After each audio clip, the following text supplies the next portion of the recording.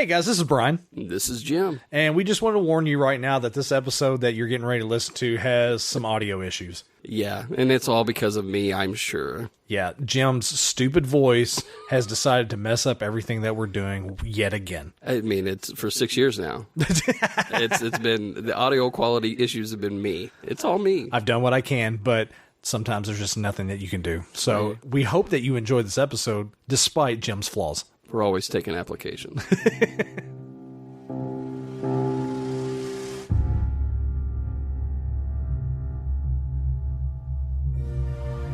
My, Jim. Sometimes I have the best intentions, and they go awry really, really quick. Hi, guys. Welcome to the Dude What Movie Review Podcast. Dude, what? I am one half of the hosting squad, Mr. Brian Sumner. Over there is Jim Miller. Say hi, Jim. How to do? That was terrible. We are coming to you from the 2420 West studios. We are bringing you another Dude What original from the archive. This is a different Dude What original from the archive, to say the least. This is a episode 13 from the original run, Turning the Tables, Jim. We decided to do something a little different with the format. Okay, let me back up. I decided to do something a little different with the format, and it backfired on me very badly, and we'll get to that here in a minute. But this episode originally aired October 12th, 2017. We were coming off the heels of episode 12, Lil Douche, where we covered Wedding Crashers. And we had a lot of fun on that episode, Jim. And I decided to try and keep the fun going, so to speak, going into this episode by throwing you a little bit of a curveball there at the end. I see what you did there. Uh-huh. You did throw a curveball at the end there. And it came back to kind of haunt you. Yeah, in a great manner. It did, actually. Yeah, haunted me very badly. Yeah, but in all fairness, the criteria that you use for movies, we probably could have been okay with the first one. Okay. Okay. All right, we'll have to get into this on the back half whenever the movie is actually revealed. That's something I did not even know. Okay, all right. It's more just something I've thought about recently. Oh, here we go. All right, stark revelations here on the Dude What Movie Review Podcast. All right, Jim, we didn't have any categories on the last episode because I was turning the tables on you. Yeah. And I had just decided, hey, this is a film that we're going to watch. I know you haven't seen it. And turns out the film that I picked, you had seen, or now that we had this revelation, we don't know if you've actually seen it, but we'll actually talk about it on the episode, so we don't need to really kind of go into it right now. I made a note here, no categories, no selections, just mistakes. And, it seems to be the theme of our show, really.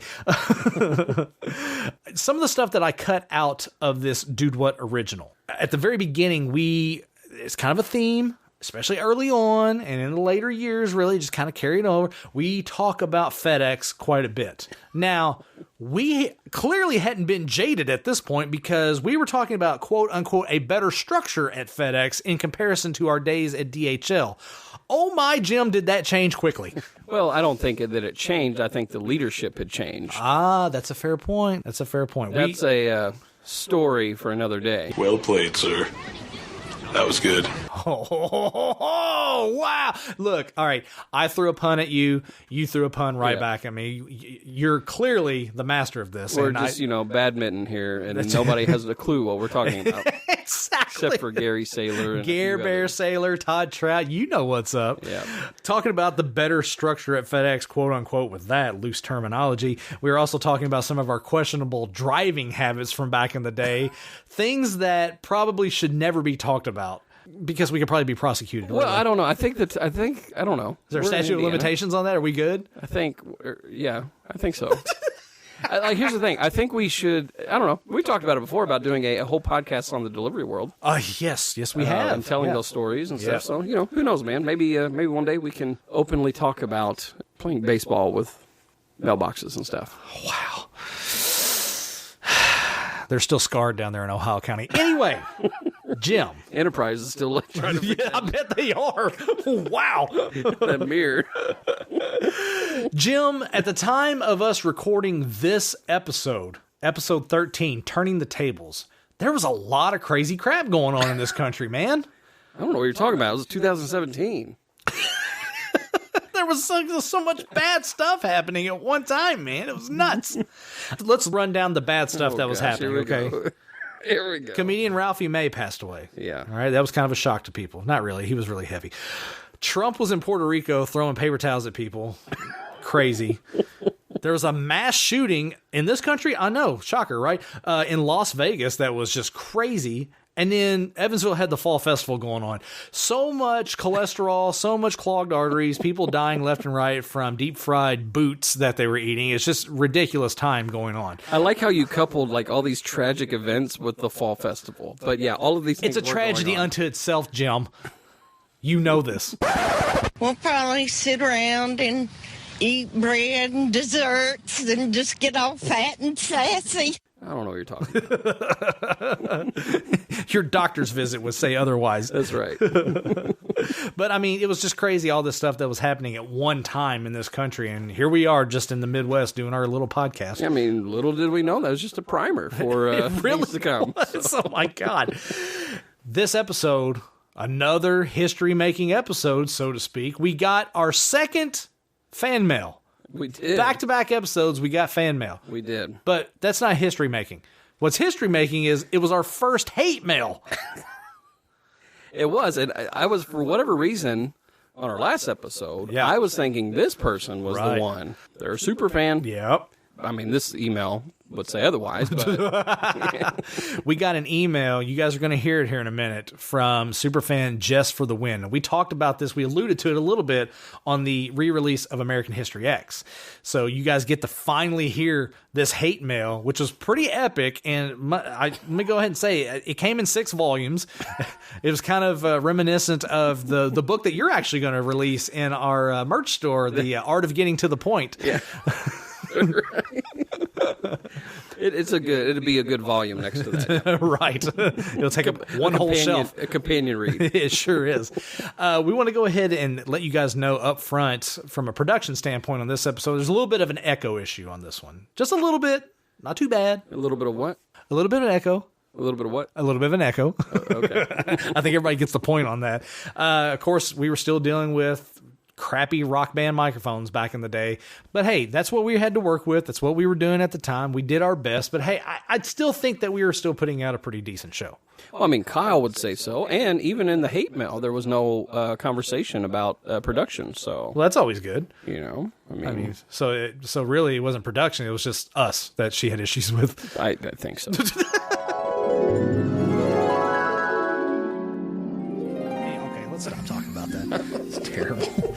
It's terrible. Anyway, we started a new segment on here, the Hey You Guys segment, where we do a shout out to somebody who's a faithful listener to the show. Yeah. But we're kind of sidetracked a little bit this week. We've been taken off guard. You know, we had our first email that we read on air last week. Yeah, which was exciting. Which was really exciting for us. And in the wake of that, we got our second email, which happens to be our first. which are our first hate mail. Hate mail. So I'm going to let Jim go ahead and dive into this because I think the bulk of this is directed towards you. So you go right ahead, Jim. Very much so, very much so. You know, here's the reality. Like, obviously, we know the more content we put out, the more reviews we put out. Not everybody's going to agree with us. And we're not expecting everybody to agree with us. Typically do a shout out, but I think we're going to start a new segment for only when we get hate mail, or like there's going to be times that I'm going to give you some fun fact that's actually not a fact. It was made up by some weirdo on the internet.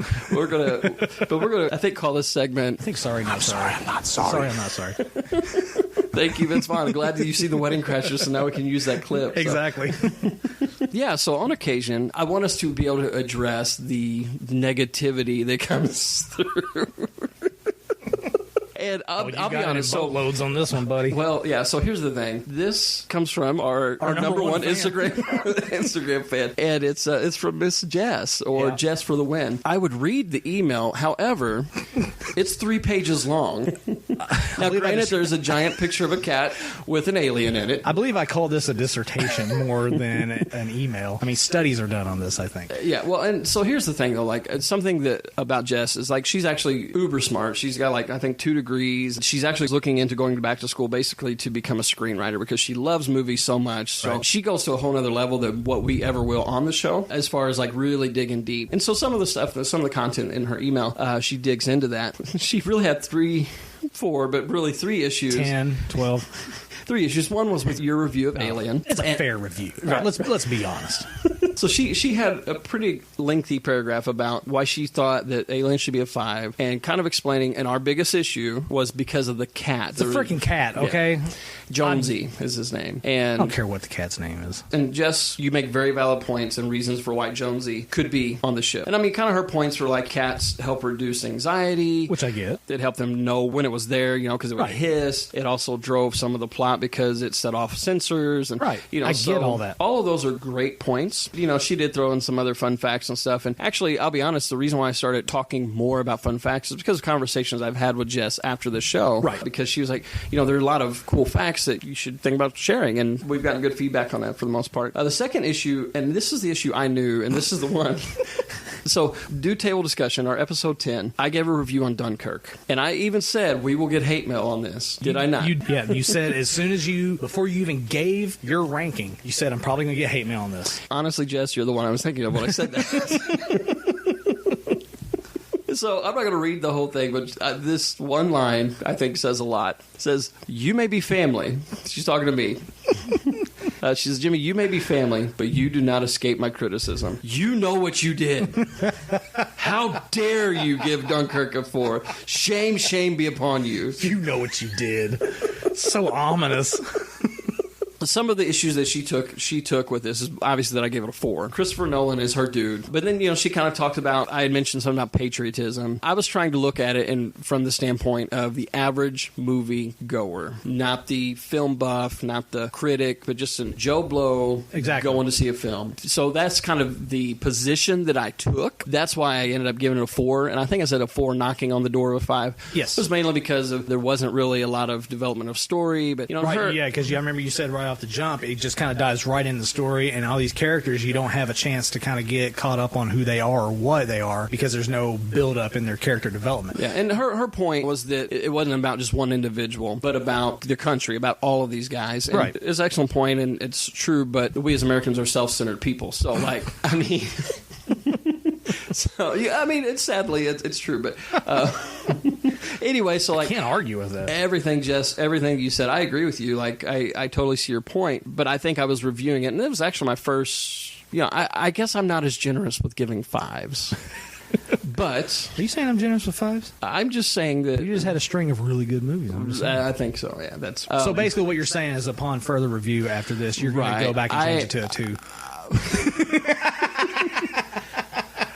So, yeah, and so she pulled up stats from IMDb saying how well Dunkirk is done and all that. I say all that just to say, Jess, I agree with you. I understand your points. I was looking at it more from just the average moviegoer person, not the hardcore film buff. With further review, I'll change my ranking to a 4.5. No, I'm just kidding.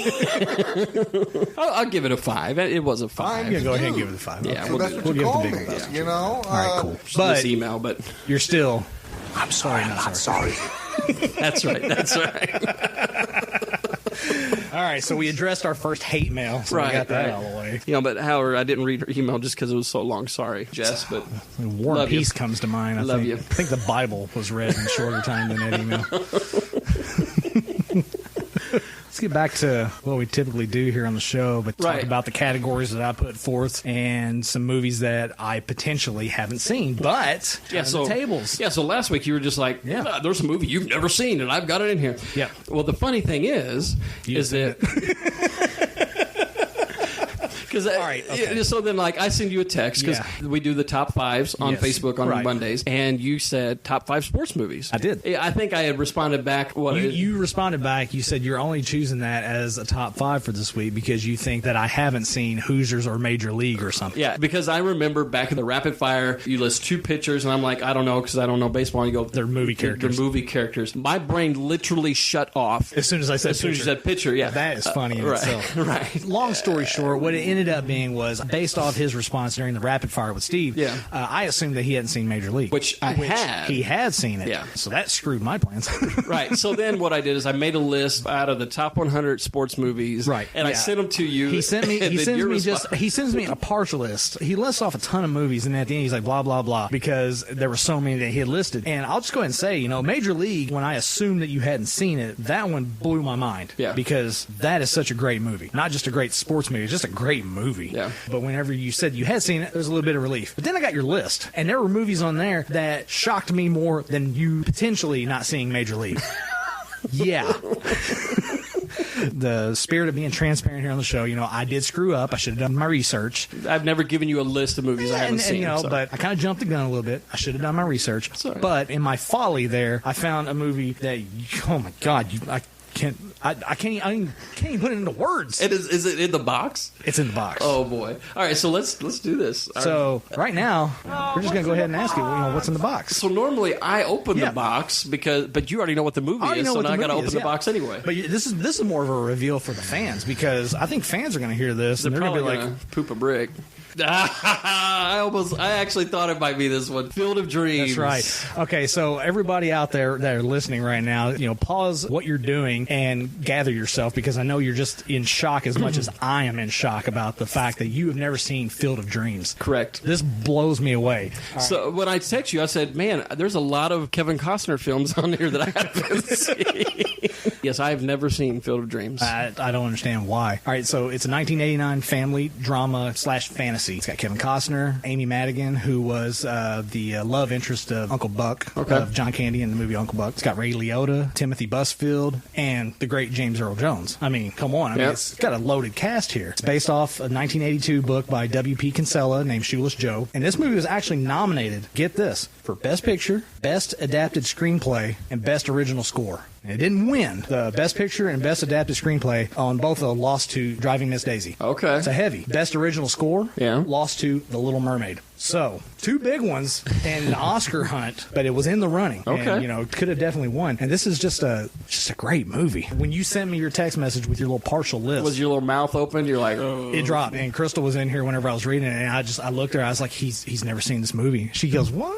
This was literally a dude, what moment for me whenever I read it. So, this feels good to turn it around on you. So okay, here's the thing. I've said before, I am not a sports guy. The irony is that we broadcast on a sports network. Right? Yeah. Anyway, so I'm excited to watch it, man. I hope you are excited, because I'm excited to watch it. This is a movie that I can watch any day of the week, any time of day. It doesn't matter. Well, that's why I said, I hope you like the movie. I love this movie, and I'm excited. So I think really the only thing that we can do now is just go watch it. Yeah, let's just go watch it. Pause the show right now. If you guys haven't seen Field of Dreams, which they probably haven't even hit play from after the reveal yet. There's probably two of you out there that haven't seen this movie, because this is, in my opinion, an American institution. But Jim hasn't seen it, and we're going to go watch it right now. So pause it and go watch the movie. Come back after the montage and listen to the second half. We're going to talk about it and see what Jim thinks about it, since he's not a sports guy. Yeah. And we'll get his opinion on it. So we'll see you guys on the back half. If you build it, he will come. I think I know what "if you build it, he will come" means. Ooh, why do I not think this is such a good... I'm 36 years old. I have a wife, a child, and a mortgage, and I'm scared to death I'm turning into my father. What happened to your father? He never made it as a ball player, so he tried to get his son to make it for him. By the time I was 10, playing baseball got to be like eating vegetables or taking out the garbage. So when I was 14, I started to refuse. You believe that? American boy refusing to have a catch with his I have phone. just created something totally illogical. That's what I like about it. Am I completely nuts? Not completely. We got a learning disability here? They couldn't see it. This is really interesting. Enough. How about a warning? Sure. Watch out you don't get killed. Hey, is this heaven? No, it's Iowa. Ease his pain. Understand your need to prove to yourself and to the world you are not turning into your father, but you've done it. Look, you believed in the magic. It happened. Isn't that enough? Annie, it's more than that. So you are kidnapping me? I have to take you to a baseball game. You what? Tonight's game, Red Sox A's. Why? Something will happen there. I don't know what, but we'll find out when it does. Unbelievable. It's more than that. It's perfect. You're seeing a whole team of psychiatrists, aren't you? I don't blame you for thinking that, but no, I'm not. I swear to God, I am the least crazy person I have ever known. Then why are you kidnapping me to a baseball game? You got another message, didn't you? You think I'm crazy? I already think you're crazy. What did it say? Go the distance. Are you Moonlight Graham? No one's called me Moonlight Graham in 50 years. No, I don't know why in the hell we were supposed to come here. Maybe it was to find out if one inning can change the world. You think it did? It did for these people. If you gotten a hit, you might have stayed in baseball. Wouldn't work for me one day, would it, boys? You wouldn't believe how many guys wanted to play here. We had to beat them off with a stick. Ty Cobb wanted to play. None of us could stand the son of a bitch when we were alive, so we told him to stick it. Never met my wife. Never saw his granddaughter. This is your penance. I know. I can't bring my father back. So the least you can do is bring back his hero. Ray, people will come, Ray. They'll come to Iowa for reasons they can't even fathom. Wait, I have done everything I've been asked to do. I didn't understand it, but I've done it. And I haven't once asked what's in it for me. What are you saying, Ray? I'm saying, what's in it for me? Is that why you did this? For you? Is there a heaven? Oh, yeah. It's the place dreams come true. Hey, Dad? You want to have a catch? I'd like that. All right, duders, we are back. Second half of the show. We just finished watching Field of Dreams. I enjoyed the movie. I always enjoy the movie. It's probably the 50th time I've seen this movie. It's just a great film for me, but we're going to talk about Jim now. I know. Never seen the movie, and now we just finished seeing the movie. It's weird being in this seat. I know. I'm having fun with this. Right off the bat, initial thoughts. Don't get too deep with it, but after just finished watching it, what do you think? I mean, obviously, we talk about story.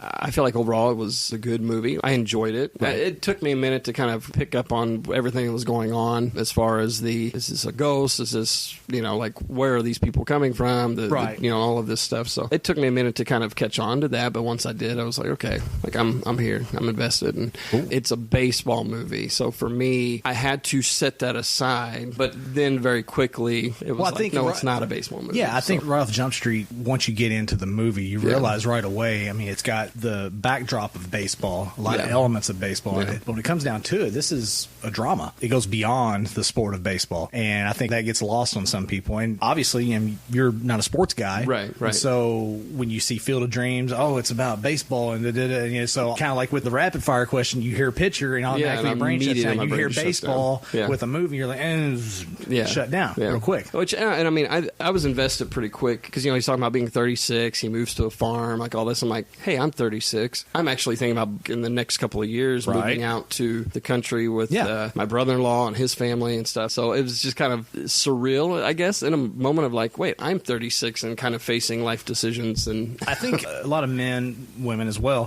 reach that point in their life when you start to question your life and the direction of your life. And it's like, what have I accomplished? What have I done? And it's a big deal. Very much so. You want to label it midlife crisis or whatever. I think everyone goes through that where you get to a point, maybe you don't feel totally stagnant or anything, but you just wonder if there's more than what's going on. You kind of have to go down that avenue, and everyone has to do that for themselves. And I think that's a relatable thing. Very much so. And I find it almost ironic, I guess, because we have talked a little bit about how faith plays a role in my life and things. And so for me, the spiritual undertones that were there, and just not even that, but just even talking about life and like making decisions that matter, finding purpose, things of that. So like for me, my spidey senses were going off like crazy, I guess you could say, with a lot of that as well. And so that brought me past the baseball element and into really the story that was being told. Do you think that happened rather quickly in the movie for you? I think so. I mean, with obviously right out of the gate with hearing the voice and things and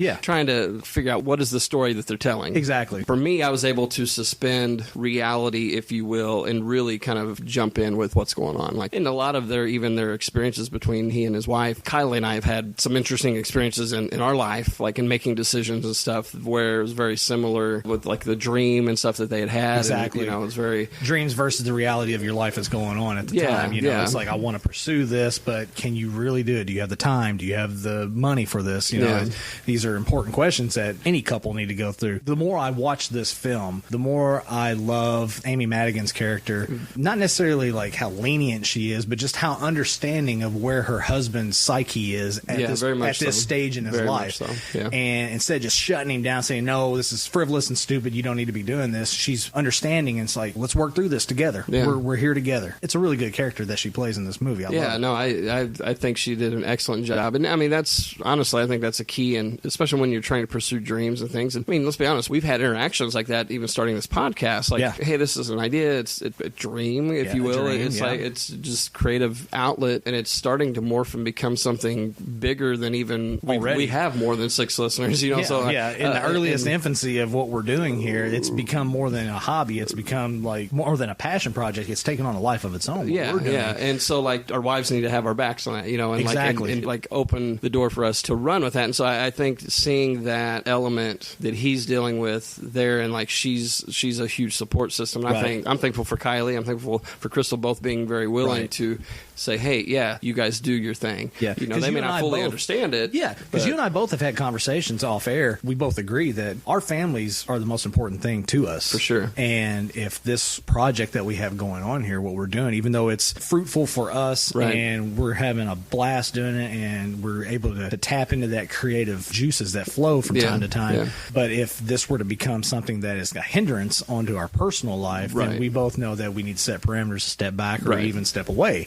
And we've been very open with that. I've been very open with Crystal, and I'm sure you've been very open with Kylie. Yeah, so, but to know that, you know, they're supporting us and encouraging, and so it's reflected in the movie as well. Right, you see that, and so I mean that element. But then even like the moment where they're on the steps, he's talking about, you know, I need to go see, you know, Terrence Mann. She's like, I actually had a dream. Is it the moment he's telling the story? And she said, well, was the backdrop here? And he said, and they were eating a hot dog. Well, for me, there's a moment where Kylie and I were trying to make a decision, and we both had dreams the same week about this particular thing that we're trying to make a decision on, and it was so eerie at the moment of like, holy crap, it helped us make the decision that we need to make. And so I've been there. I get that, like where you're so connected with another person that it was just kind of cool to even see that. That's the good thing about that scene, because when that scene is unfolding at the beginning, you know, he's talking about he needs to go find Terrence Mann and take him to a ball game, and she's putting her foot down. It's like, okay, you built the ball diamond and the magic happened there for you. That's, you know, that's enough. And she's trying to be the financial voice of reason. It's like, okay, this is we cool, have all these responsibilities, you know, and so she's trying to keep her husband in check while still at the same time sympathizing with what he needs to do to get this out of him.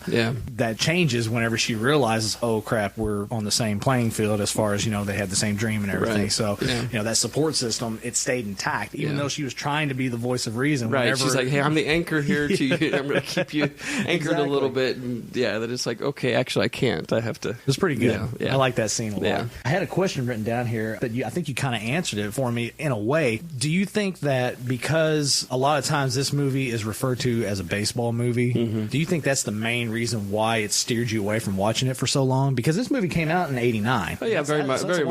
Very much so. And here's the thing: it's not that I hate baseball. Like I've never understood the passion of it. Honestly, I feel like in this film, what it does is it captures the good in baseball, like the good old days. Yes, they do well with the music. You know, we've talked about soundtracks before, but like the music, just all the elements of the costume design, stuff like that. It makes sense that it was up for original score. Definitely, because the music is superb in this, is my opinion. Yeah, and I mean, to me, they captured everything that the nostalgic aspect of baseball and of the game, and so I could appreciate that even as a person that doesn't really like baseball. Well, you're not a baseball guy, but the scene where Shoeless Joe, when he first appears in the field, and Ray goes out there and he's hitting balls out to him and he's pitching to him, and then he goes into this long talk about how much he loves the game and everything that went with it from being a professional ball player back then. You know, being on the trains and being in the hotels, being with the guys, you know, and just how great the lifestyle of that, not only just with the game. You know, of that. So it gives me chills whenever I watch it. You know, I said it a couple times during the movie. That, you're like, certain things, you know, certain music plays in this movie and certain monologues that are said in certain scenes. It gives me chills. I don't know if it has the same effect on you, but for me, it's probably because I grew up on baseball and I had that connection to it. So whenever I hear these things, it strikes a chord inside me. Yeah, because in the middle of the movie, you're like, what are you doing? Because I was on my phone, and like Kylie was just texting us, I put the girls down for bed, and I said, well, we're watching Field of Dreams, and she goes, great movie. And I was like, he's seen it, he loves it, I'm the one that hasn't seen it. And she's like, I thought we saw that we were dating. I was like, nope. I think she's thinking of Hoosiers or even League of Their Own. I also saw that when we were dating. So 2 sports movies that I hadn't seen up until recently. So, you know. So why is that? I mean, why not a sports guy? It really, I mean, But truthfully, if I was to trace it all back, it would ultimately come down to when I was in middle school. My mom and dad, they split when I was 7. My mom remarried pretty quickly. Hindsight, I mean, in conversations with her now, like a lot of that was because she had 2 young kids. She wanted to make sure they had a father in the picture. Because your biological father, he's... Basically, he's around.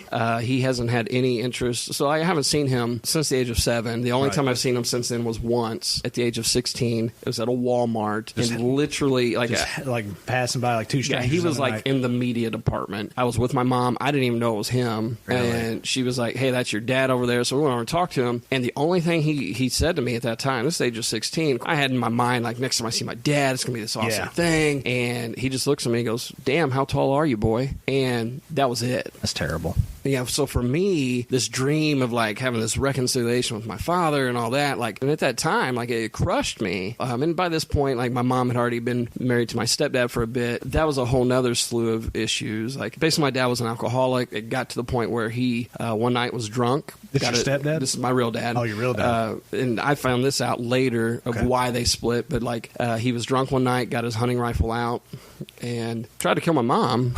And I mean, he was so drunk he missed and passed out immediately after firing at her. So that's crazy. That next day, she filed for divorce. Right. Obviously, yeah, right. So I mean, I think it's a good grounds for filing for divorce. Yes, very much so. But then my mom, like, I started getting involved in church and stuff. My mom meets a guy at the church we were going to. I liked him. He seemed like a really nice guy, and so my mom and him hit it off. They started dating. He'd been married before, so they ended up getting married. And it's about the age of 10, and I'm excited about it because honestly, my thought is like father figure. I get there's a dad. Like, I have somebody I can play catch with. Right. Yeah, I have a dad, and so I remember being at the wedding and like crying, like being emotional like about it because happy. it's like because it's elated like because I have a dad. Yeah, someone stepped in to fill that void that you desperately needed at this age. Yeah, so very quickly realized that he wasn't everything that he had put out that he was. And I mean, that's normal in any relationship, but we began to really realize that there was a lot of baggage, I guess, if you will, that he very emotionally abusive, he wasn't physical abusive with me or my sister, sometimes with my mom, but I think that can be worse sometimes. Honestly, I would rather, if you've gone through physical abuse and you're listening to this, I don't want to make light of that, but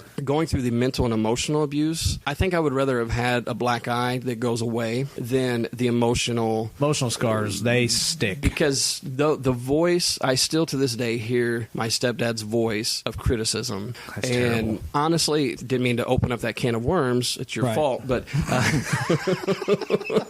hey, you've done it to me. I don't hear. No, all right, look, I'm on this side of the microphone. You're right. I call the shots on this show. Okay, next week you can go back to bossing me around. Okay.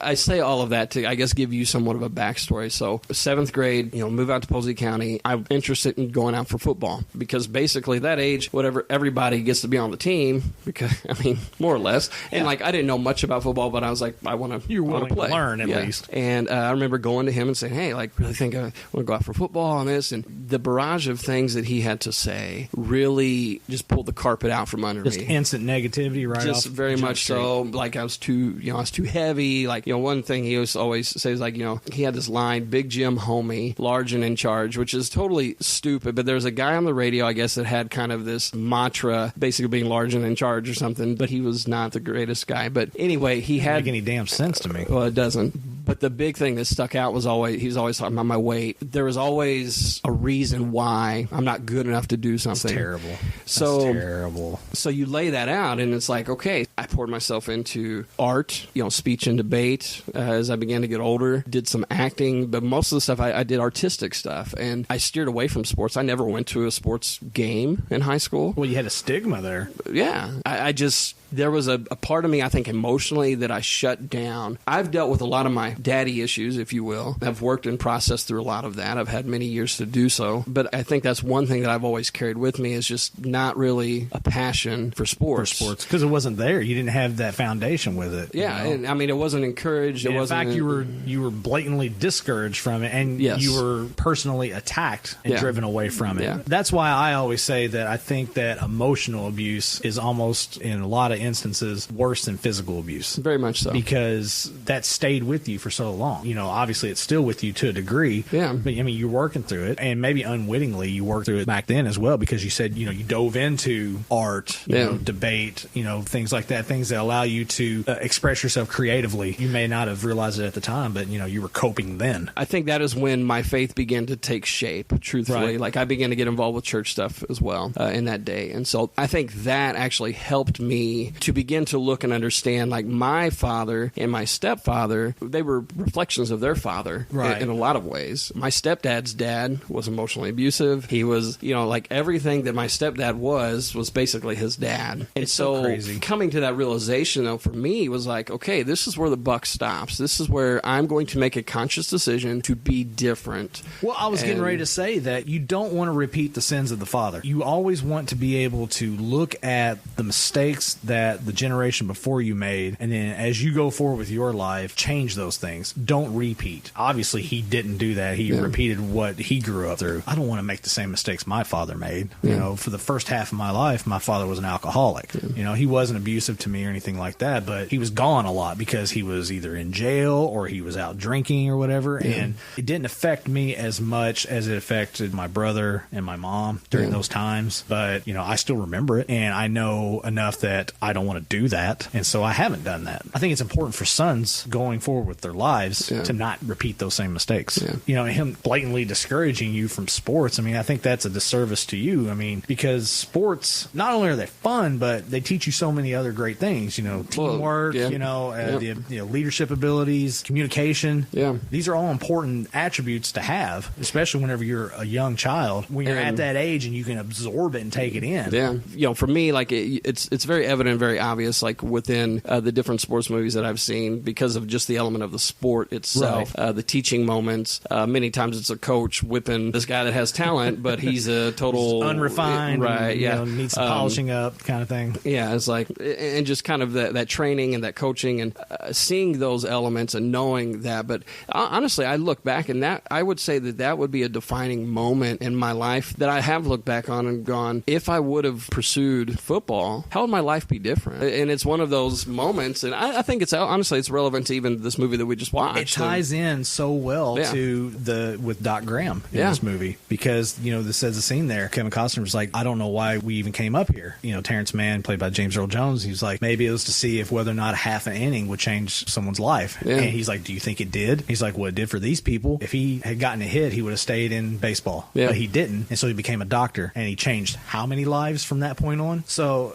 there's a lesson to learn there. It basically comes down to, you know, no matter what life deals you, you still have to make the best of it. And you still have to be productive, and you still have to make an impact on the world. And then, I mean, even talking about Dr. Graham, because that was obviously a character for me that, in a sense, I could kind of relate to. You see where he has this dream, but then he goes on to do what's necessary. Exactly. But then at the end, he has that choice, right? Like, so he's playing. He's finally getting to play. Yeah, exactly. And he can't not help. And it's almost like people would look at it and say, you're made for baseball. And he's like, no, I'm made for something different. Exactly. And I don't know, it was just interesting, like that moment where he's standing at that line and he has a decision. He has the decision to make. He can stay playing the ball, or he can do what's right. And do what his calling was, essentially. Yeah, it's interesting. So you really think about that. Like, how often do people, you know, look at other individuals and say, well, this person's so talented, it's such a waste that they didn't do this. And it's like, yeah, but you don't know what's going on in their life. Exactly. And honestly, they may be doing really what their purpose is. Exactly. Yeah, you don't get the benefit of it,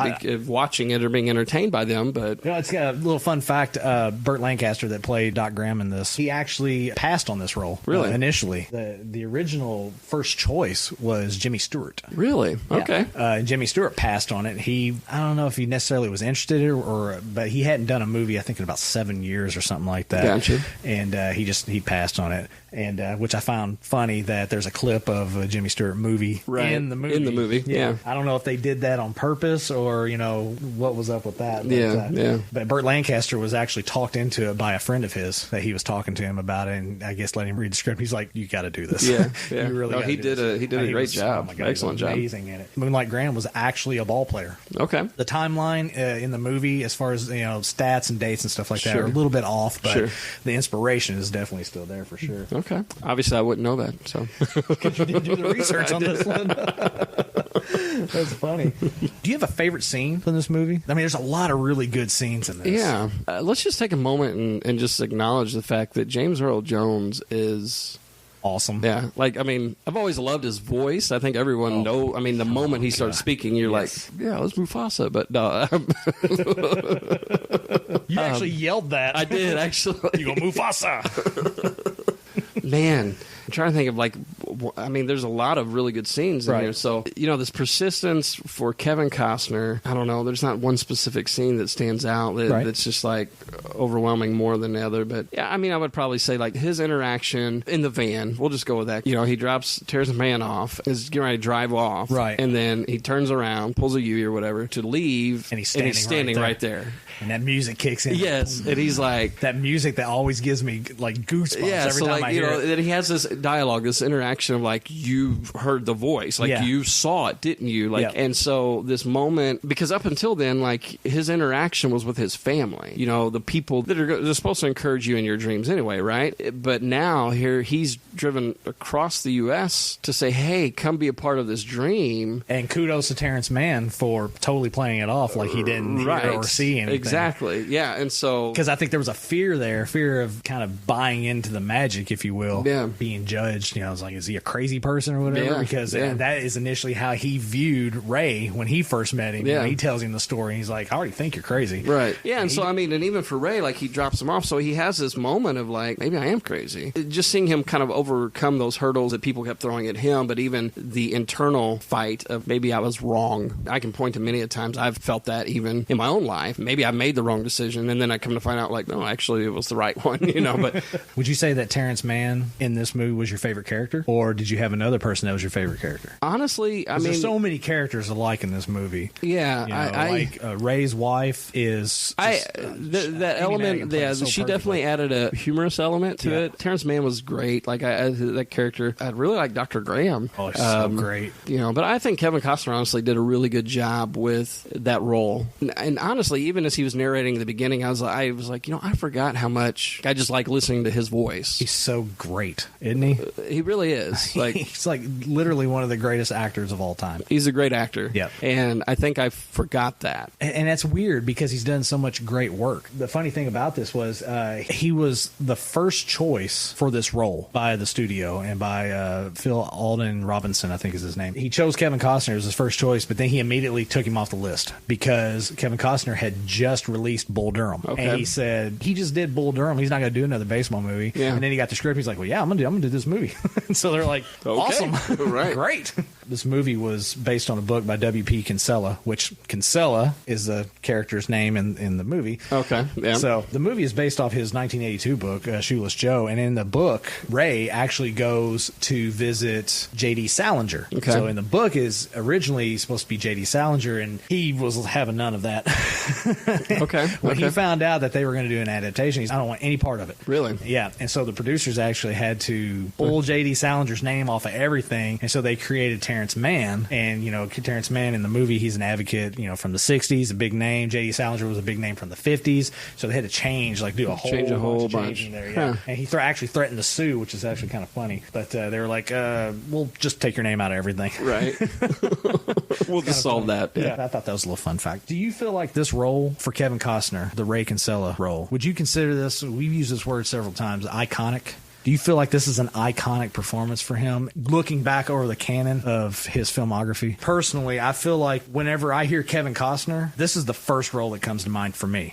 See, for me, it's Dances with Wolves, but that's because I've seen Dances with Wolves and not Field of Dreams. So I think a lot of people probably do look at that, like that's Kevin Costner, that's you know, one of his iconic roles. Right. But for me, it would definitely be Dances with Wolves. Do you think this movie ranks up there as far as, would you associate, when you hear Kevin Costner, the word association, would you be like Field of Dreams? I would now probably rank that up there with his, like, some of his top movies. So yeah, this movie, it's like peppered throughout the whole entire story. The overall backstory of Ray and his father, that relationship and lack thereof of a relationship, and it kind of just flows throughout the movie. You get like little tidbits here and there, and then it culminates with the final scene where he realizes, oh my God, all of this was to bring my dad back.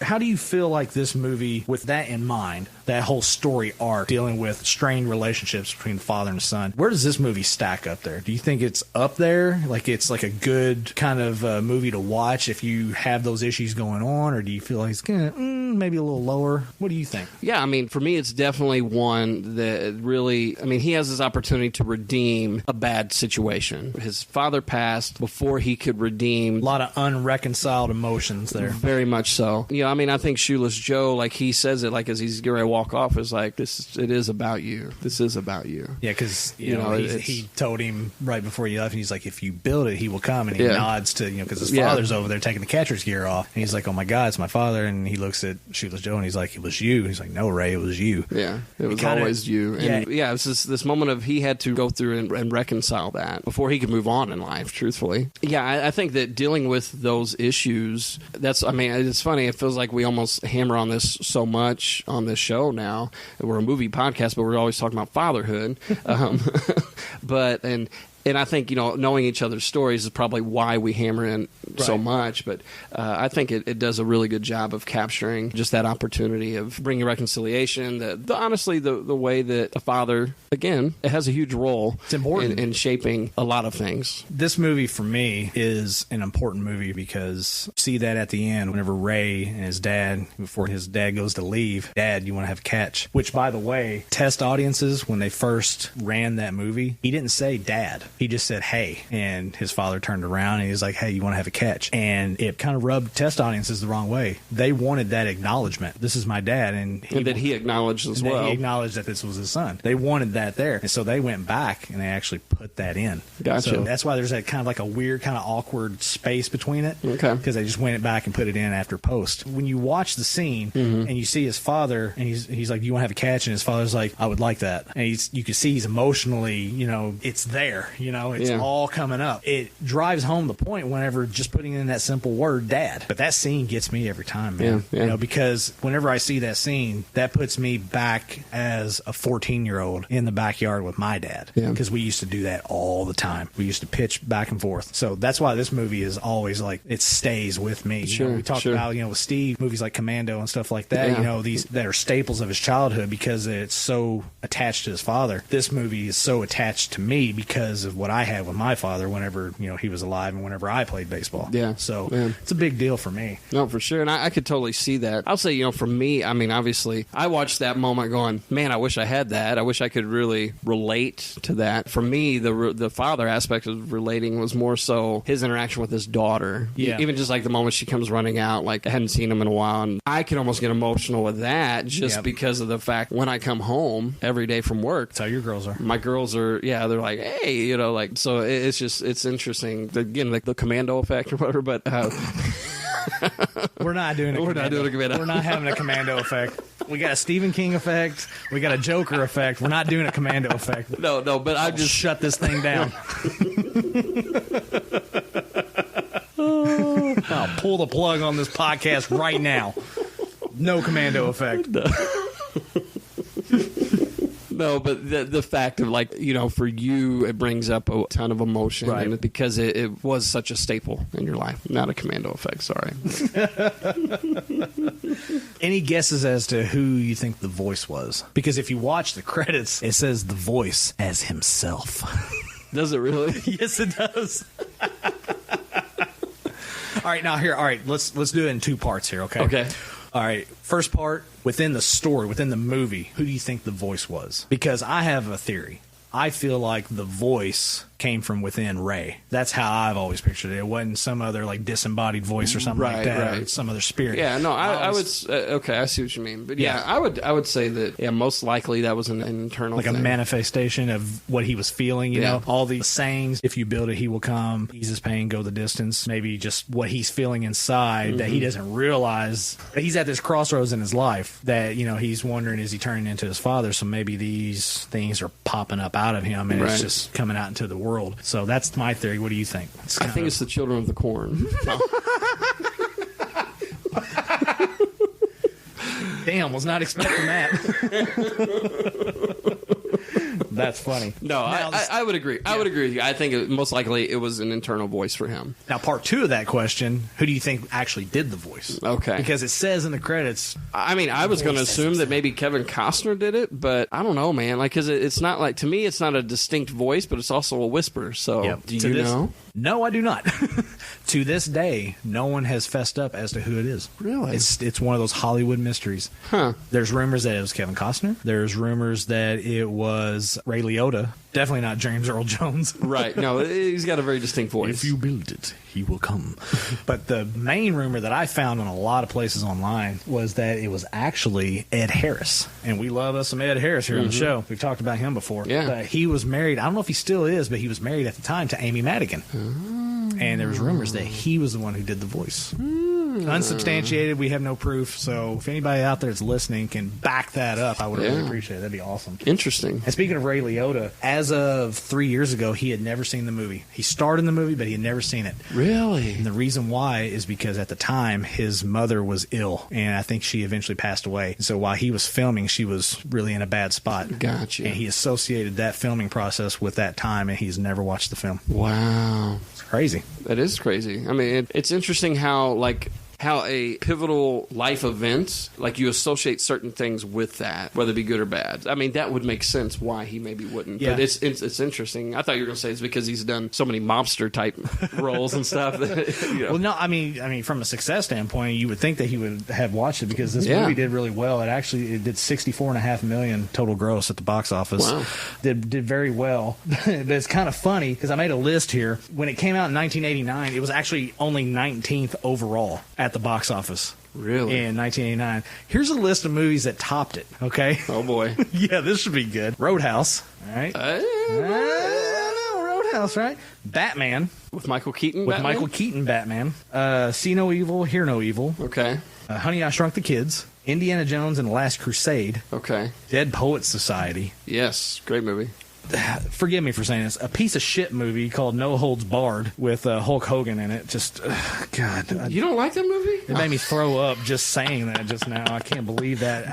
That topped? That topped Field of Dreams. That was Hulk Hogan's heyday, though.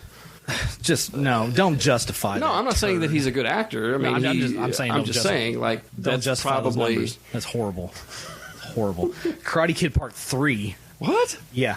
Ghostbusters 2, which I kind of like Ghostbusters 2. I'm not gonna. Lethal Weapon 2, which... it's Lethal Weapon, yeah. And then Weekend at Bernie's. You know, and every one of those I've seen, except for Field of Dreams. Well, you've seen it now. Right, I've seen it now. But, like, so maybe that. So here I was like, oh, but it's daddy issues. It's really probably like, no, actually, there's a lot of other movies I prefer to watch other than... That's funny. One other note of interest about the movie, we're running a little long on this, but I'm having fun. One other note about this movie, the final shot, which I thought was funny. You turned to me and you're like, so that's how it ended, huh? Yeah. What was your thoughts about that? For me, okay, I'm okay with open endings, but this one was... You wanted some loose ends tied up. I did. Okay. So, I mean, all right, what's the big thing was like Terrence Mann. Like, I was assuming like Terrence Mann had passed. See, now that's what I was thinking too. So it's like... I think that's another fan theory. You know, because I was like, okay, so did he die? Was he already dead? And the entire time he was having this interaction was with a ghost. So for me, it was like, wait a minute. See, I don't know as far as that myself because they never alluded to him being dead. Exactly. Whereas the others, it was like, no, it was obvious that they were dead. Like it was many, many years. Plus, you know what? I just thought of something. Wow, this is crazy. Hold on, I'm trying to wrap my head around it. Remember when they're doing their research in Chisholm, Minnesota on Doc Graham? Yep. And they're back at the hotel room, and he's talking about Doc Graham didn't do this, and he didn't do that, and none of this nefarious stuff, no illegal things like that. And he's like, he doesn't need us or whatever. And Ray's reading the paper, and he looks at the paper, and he's like, Terrence, did you know you're missing? Could it be that the paper he's reading is from 1972 as well? Oh. And he's reading an article of him being missing, and the missing is him actually going missing because he's passed away. Oh. That never entered my head until just now. Yeah, because once he steps out of the hotel room, it's 1972. That's right. And we never see him actually call his son back. Yep. Interesting. I never thought of that until because just now. I thought maybe it was like real time. Of maybe he had passed like before. I don't know, but that wouldn't make as much sense as of him actually being gone. And then maybe all the other stuff, the things that he did. Because when was the time that this movie was supposed to be taking place in? 88. Okay. But you know what? I just disproved my own fan theory just now because they go to Fenway Park and they get 2 hot dogs and 2 beers. Yep. Shit.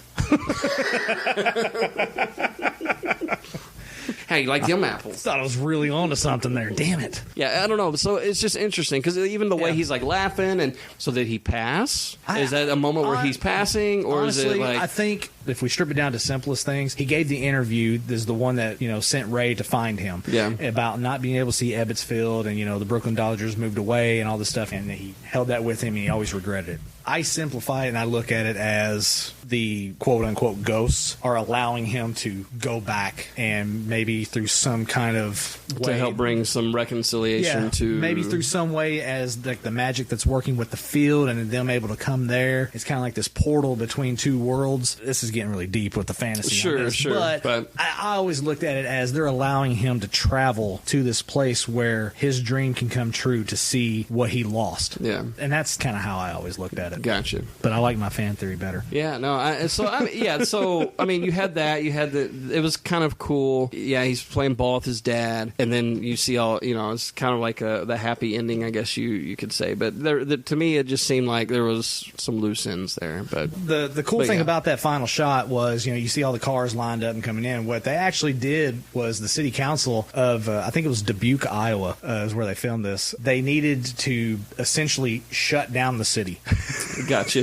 The producer was like, oh, God, they're not going to buy into this or whatever. They're going to tell us to get our stuff and get the hell out of here. But they actually went to the city council, and the council's like, oh, cool. What do you need us to do? And so they essentially shut down the city to make it look like they were more out of the city limits. So do they have everybody just get their cars and line up? They sent a flyer out to everybody in town. Anybody who wants to be an extra on Field of Dreams, show up at this time. And then what they had them do, if you go back and watch it, it's actually kind of a cool effect. They have all these cars lined up. Those are actual real cars lined up. Yeah. And they have the first couple hundred yards of cars moving in, and you see those cars pulling in next to the baseball field. Yeah. To create the illusion that those cars are driving up, because all those cars were stationary. They told everybody to take their headlights and alternate between turning them on, turning them off, and hitting the high beams. So it looked like they were passing like fence posts or whatever. Gotcha. So they had to create that effect. But the funny thing was they had to get it on the first take. They only had one take. They needed to get it done that day. Wow. So it was pretty crazy. But yeah, all those people. That's really cool. Yeah, and brought everybody in. So essentially everybody in town was an extra on Field of Dreams. Wow. It's pretty cool. That is cool. So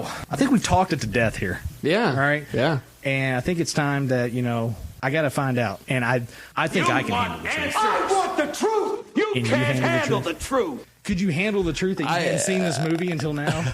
I can. Yeah. You can kind of sort of handle the truth. So give me your ranking, man. We've gone back and forth. I think we've had a pretty good conversation about a lot of stuff here. But, let's get down to the nitty gritty, man. I got to know what you think about the film as far as a ranking goes. Obviously, we discovered in the first half that my rankings, I'm more harsh. However, I will. I mean, anything less than the 6, I'm going to punch you. Right? No. So here's the thing. Yeah, we're the Homer's Radio Network, and I know what I'm being paid to say. You're getting paid? No, not at all. Breakfast burritos. That's right. That's right. Yeah, breakfast burritos and Coke. I mean, I'm going to give it a 5.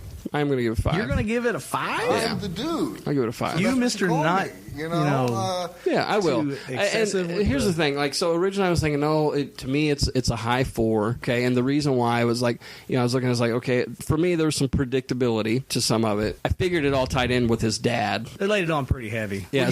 Were you expecting it at the end though? I think I was. I was expecting he being his dad, and to ease the pain would be his dad, because that was what he started with the storytelling. So it's I'm sure they're going to wrap it up somehow with his dad. So watching this from fresh perspective, if I was back in that day watching it from a film perspective, I would say, I would definitely be a 5. Awesome. I'm so glad to hear you say that. Yeah. I knew you wouldn't be happy with anything else anyway. Well, don't let my attitude sway your decision making. No. So now we berated Jim enough. It's so weird, man. I'll be honest, I don't like these. I don't like this episode. Jim, in hindsight, looking back and hearing the episode now, so far removed from it, do you like the episode now? Yeah. I mean, I do. There's a few things about this episode. I knew we were coming up to it. Right. That hindsight, after recording, after releasing, and listening to it originally, I had some things I wish I would have done differently. Oh, really? Yes. And, obviously we talked about my daddy issues. Right. And my therapy and all of that. It's pretty much a thread on this show, really. Yeah. I realized listening back to it that, for me, it seemed as if it was just like I was very flippant about a lot of my story. To the point to where it didn't... I wasn't thinking about the listener at that time. And I think because it's become such a part of who I am and my story, like, for as braggadocious as I may come across or as salesy as I may come across when I'm promoting our podcast and other things, when it comes to talking about my life, my personal life, I have no problem talking about any of that. But I also, it's just a reality of my life. It's so far removed that I think I've removed myself from it to a point to where I almost talk about it as if it's happened to somebody else. You're far enough removed from the emotional impact at this point. Yeah, so I think it kind of comes now it's across just as anecdotal. Like, yeah, I think it almost comes across as like flippant, or I don't know. I just feel like I could have been a little more engaging and like taking a little more time just for people to unpack what I was saying. Right. Instead of me just being like, yeah, my dad, blah, blah, blah, blah. And hey, how about the cornfield? In Field of Dreams, or whatever. So it's just like, like it's very like, I don't know, listening back to it that original time, I remember thinking like, I probably should have pulled back and allowed my story to breathe a little for people that were listening. Well, here, I'm going to shift a little bit of that onto myself, because listening back, I feel like there was a little too much excitement on my part to talk about the film Field of Dreams, that I didn't do my job as the quote-unquote host or the interviewer on the back segment. This was my first time doing that, and you kind of jokingly asked me on the previous episode, so can you handle it? And I'm like, yeah, sure, I can handle it. And listening back to it, I think I did okay, but I think I could have done a lot better. I don't think I did nearly as well as you have taken over the back half. Like, you really, from an interview standpoint, have taken over the back half of what we do on the show and made it your own. Like, you have a way of guiding it. And I don't think I helped navigate that portion of your life and your story with regard to integrating it with the movie talk. And so I take a little bit of blame on that myself. I mean, if we're going to blame you, that's fine. I think it just has gone to show like that, we haven't turned the tables since then until this last season. This last season, yeah. Then you regretted doing that. So. I didn't regret it. No, I did regret it. The reveal, yeah, it was pretty bad. But I think the way we handled turning the tables on season 2 was a lot better than the way we did it on this one. Obviously, you guys just heard the story of how I totally messed up, and it was supposed to have been Major League. That shame on me for making assumptions or whatever. But you alluded on the front half that maybe Major League could have fallen under the criteria for the show. Yeah, so part of your criteria that you often lean on is even if you've seen bits and pieces of the movie, right, and you don't remember it, yeah, then it's worth watching again. Yeah, because the way I look at it with that criteria is, if that's my experience with watching a film, then I can't really comment on the film because I don't have a full scope of the movie. That's fair. I do know that I've seen Major League, but it's been so long ago that I don't remember much of anything about it. Right. And I think that's also revealed, if I'm not mistaken, at the end of this original episode when you start asking me like baseball questions or something. Well, I feel like one of the main characters in Major League you bring up, or maybe that was with Steve. No, I did actually do that with Steve on the rapid fire round whenever he was on for the Point Break episode. But on this episode, I played a little game with you that was the Easter egg at the end, where I just basically was like, is this a ball player or is this a movie character? And I would throw out names to you, and you would have to tell me if it was a legit baseball player or a character that appeared in a baseball movie. And one of the characters was Roger Dorn, who was actually a third baseman for the Cleveland Indians in the movie Major League. So yeah, I got to mess with you a little bit. I cut it out from this episode. So if you guys go back, dowhatpod.com/archive, you can check that out. It's actually pretty funny.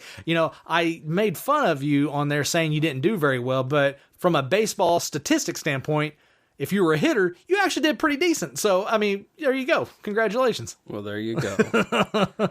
Jim, the listeners just heard on this episode us talking about the movie Field of Dreams, which obviously, I mean, pretty big deal for my opinion. And I think you ended up enjoying the film just as much as I did. But there's a little snippet of a conversation there at the end where we kind of talk about the idea of Field of Dreams being kind of in the same vein as like Wizard of Oz. And we kind of talk about that a little bit. And there was a whole section, like it went on. It was like a whole in-depth conversation of us talking about comparing Field of Dreams to Wizard of Oz and all this stuff. It's pretty funny because Wizard of Oz actually ends up being a film that we cover on this show way down the road. But I had just enough framework of the story of Wizard of Oz to compare it to Field of Dreams. But that whole conversation got cut from this original release. And I got to find it somewhere, because if I can find it and kind of clean it up or whatever, I'm going to release it in all access, because it ended up being a really interesting conversation. No, I do remember us talking about Wizard of Oz and Field of Dreams for quite a while. I do remember that conversation. Yeah. So, yeah, I'm hoping you can find that and we can get it out there to all access. Mm-hmm. Also cutting out from this episode was the first time that you have ever referenced Michael Myers as Mike Myers. Now, the reason why I bring that up, Jim, is because it's going to be very, very important here real soon. If you guys look at a calendar right now, October is right around the corner. Like literally right around the corner. Right. We have a whole slew of Halloween programming for you guys that's going to be popping up on the feed. I mean, it's going to be nuts. And we're going to have an actual little side table for Halloween to kick you guys off on the beginning of October, get you guys ready and primed for the Halloween season. So I bring it up now, this whole Mike Myers versus Michael Myers thing, because that is going to be a prominent thread throughout our Halloween specials, and it's going to be pretty freaking hilarious. Yeah. Mike Myers. I really feel like we need a t-shirt for him. Oh, God, yes. Yes. We just need a picture of like Michael Myers sitting at a desk doing taxes or something, because it's so plain Jane Mike Myers. So now, since you guys know that we're going to have a ton of Halloween programming coming up, if you're looking at the run list of our original Dude What archive episodes, this was episode 13, Turning the Tables. All right. Episode 14, you guys are going to hear in the month of October. Episode 15, you're also going to hear in the month of October. We had a back-to-back double dose of Halloween-themed episodes on our original run back in 2017. So the next episode that you're going to hear in sequential order is going to be episode 16, which is not going to air on this feed until after the holidays. Yes, there's so many holiday specials between now and the end of the year that you're actually not going to get episode 16 until after New Year's. Do not fret. We have a mass amount of holiday stuff and potential new side table stuff coming out. You guys are going to have plenty of stuff to listen to between now and New Year's, so don't even worry about all that. But in the new year, episode 16, which was titled Pit Stop. That will be the next episode that you guys will hear. The category that Jim chose for that episode was movies for the ladies.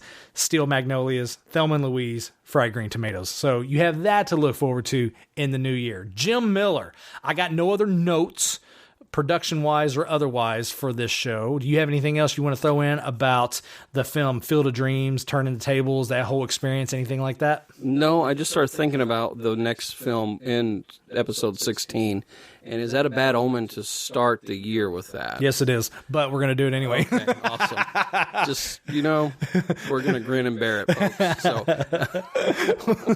I want to thank you guys for tuning in and listening to this Dude What original from our archive. We really appreciate it. As always, you can check out everything that is Dude What related at dudewhatpod.com. We have our blogs on there. We have our holiday specials, but hey, you don't have to worry about the holiday specials on the website because you're going to be getting them. Month of October is going to be jam-packed. My God, you have no idea. It's crazy. And then November is going to do the same thing in December. Oh my gosh. I cannot wait for you guys to hear all that. New listeners out there, hey, what's going on, man? Well, hi there. Hey, what's up? Thanks for stopping in and checking out our little podcast that we got going over here. We really appreciate it. You old listeners, you old guys, you guys have been hanging around since the dawn of time with us. We love you guys so much. We really do. Todd Trout, we're talking to you. Gary Saylor, we're talking to you too, buddy. We love you guys so much. You can get in touch with us on all of the social media websites. We're on Facebook, Twitter, Instagram, Spotify, Pandora, Alexa. We're on Pinterest. We're on YouTube. Where are we not at, Jim? TikTok. Yeah, we're not on TikTok. That's a bold choice, right? But hey, there. you know, actually, those of you that are on TikTok, Here why we don't go. you just buy a shirt in the merch store? Yeah. And wear it in your dance videos or whatever it is you do out there. There you go. And maybe, who knows, maybe there will be a Mike Myers t-shirt. And oh my God, I hope so. Do a TikTok with marshmallows. And your love. S'mores, nothing but s'more. You guys, that's foreshadowing right there. October's going to be so great. Anyway, on Facebook, we have a little thing on there called All Access. All Access. Super secret ninja group. Behind the scenes, we plot the demise of third world countries on there. Basically. No, we don't do that, Jim. We don't do any of that. We do share recipes on there. No, we don't do that either. Jim, it's a way for us to interact with an elite number of Dude What fans. That's what it is. We get in there, we chit chat, share pictures, share videos. We're going to be doing some fun behind the scenes, all access stuff. It's going to be a lot of fun, specifically for all access. And we got a fun gift here, compliments of Alex Regal, that we're going to be definitely using in all access here real soon. I'm excited to do it. It's going to be a lot of fun for sure.